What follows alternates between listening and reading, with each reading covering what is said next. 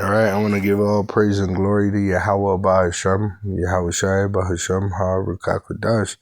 Double honors to our apostle elders, which rule Great Millstone Wow, and Shalom to the hopeful elect of the nation of Israel. May you endure into the end. Shalom Wa Abba Baba. All right, so this is going to be a quick hitter.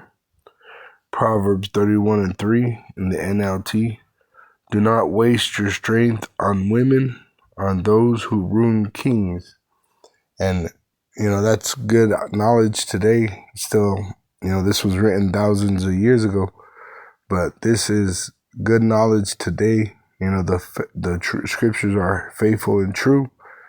And today, if you waste your time on the modern woman, all right, she'll ruin you, just like rust ruineth iron. All right, because they have taken on the way of Edom, the so-called white man. And the women I'm talking about are the Israelite women, the so-called Negro, Latino, and Native American Indian women that have been scattered throughout the world in slavery. All right, they're always pushing this thing about being an independent woman. But like our apostle elders of Great Millstone, that rule Great Millstone Wow, right? They always tell us, look up words. The word independent, it says free from outside control, not depending on another's authority, which there ain't no such thing as an independent woman. So if you think you got you an independent woman, you drank the Babylon juice, because there's no woman that's operating free from outside control. Because when she goes to work, she's controlled, right? When she watches social media, she's controlled. That's why she wants to do the things that she sees on TikTok and these other channels, dress like them. It says self-governing, which women are not self-governing. That's why they have fathers, and then they're supposed to be handed over to the husband to govern them. It says not belonging to or supported by a political party, which a lot of these bitches claim to be Republican and Democrat, so they're not independent. It says not depending on another for livelihood or substance. So any woman, just because she got a job, don't make her independent. That makes you dependent on the job. It says of income or resources, making it unnecessary to earn one's living. See, so there's no such thing as an independent woman. It says capable of thinking or acting for oneself, which we know the scriptures say women cannot think or act for themselves. It tells you in 1 Corinthians 11:3, but I would have you know that the head of every man is Hamashiach, which Yahushua does our thinking for us, right? There's no free will. And the head of the woman is the man, which the woman is supposed to obey the man, whether it's her father and then eventually her husband. And the head of Hamashiach is Yahweh. So even Yahushua is moving according to Yahweh's word. All right?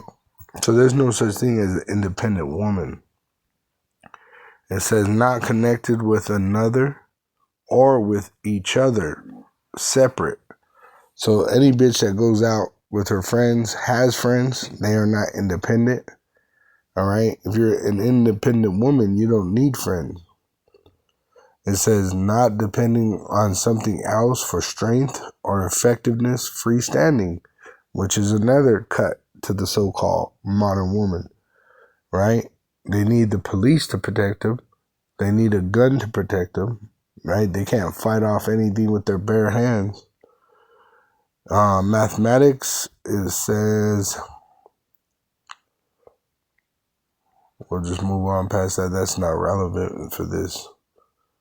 But once again, there ain't no independent woman, because women are the weaker vessel. So they're depending on society. They're depending on men. They're depending on all these different things in the infrastructure to get them through their day. All right? Including their friends and all this shit that gives them bad advice. All right? Not even men are independent, because we have to go to work to get a living. We have to ask for permission, you see? So there's no one really independent on the earth. All right.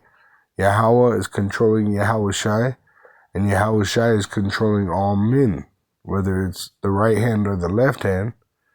All right. Through angels, he ministers to them, good or evil.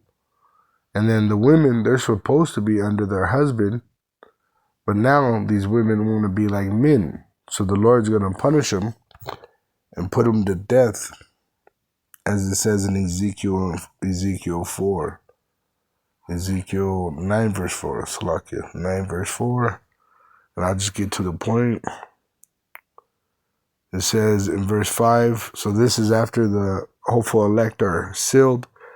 And to the others he said, in mine hearing, go ye after him through the city and smite. Let not your eyes spare, neither have ye pity. Slay utterly old and young, both maids and little children, and women. Come not near any man upon whom is the mark, and the beginning at the and begin at my sanctuary. Talking about them that know they're Israelites. Then they begin at the ancient men which were before the house. So the Lord's going to send out a judgment where all these so-called independent women, all right, they're going to be destroyed. All right, because there ain't no independent woman going up into the heavens. In fact, the women that are going to be saved, the Israelite women, they're going to realize that they're very dependent, and they're dependent on the man of the Lord. It says in Isaiah 4:1, and in that day 7 women shall take hold of one man. Now let me show you what it says in the translation comparison. It says in NLT, in that day so few men will be left that 7 women will fight for each man. Talking about the hopeful elect men of the nation of Israel. Because the rest of the men are going to be like women out here. It says, let us all marry you. Why? Because they're depending on you. We will provide our own food and clothing. We'll provide you service so that we have a purpose. Only let us take your name so we won't be mocked as old maids, being unmarried. Not only these women, oh, I'm an independent woman, I don't need a man. Well, in these last days, you're going to realize you need a man to live. All right? All right? So this is Isaiah 32, verse 2. And a man shall be as a hiding place from the wind, from the nuclear destruction. The hopeful elect men, the women are going to join themselves to the elect men to be saved from that nuclear destruction. And they cover from the tempest, from the storm, as rivers of water in a dry place, right? So women are going to hope to see a man, but a lot of women, they're going to meet their demise at the hands of a man. As the shadow of a great rock in a weary land. So just think of a man as a oasis in a desert. And I'm talking about a man of the Lord, not any old average man. I'm talking about a man that knows these prophecies, being led by the Holy Spirit. He's going to be like an oasis in the midst of a desert. And if you know what an oasis is, it's a place where there's food, water, comfort in the middle of a dry place like a desert. All right? That's what a hopeful elect man of the nation of Israel is going to be to a woman of the nation of Israel. All right? But these women that say they're independent, they're lying. And they're going to realize that they've been lying when Jacob's trouble really climaxes, when they make this MOTB mandatory for buying and selling. And there's going to be dead bodies all over it, because it tells you that the women are going to mourn, because the ones that did have husbands, they're going to be killed in the famine looking for food for their families. But the hopeful elect, we know that we're going to be fed by Yahweh Ba'Shem Yahushai through the Holy Spirit, the Rakah Kodash, which the angels are going to minister to us bread and water for the sake of the name of Yahweh Ba'Shem Yahushai. Shalom to the elect. Wa Abba Babal.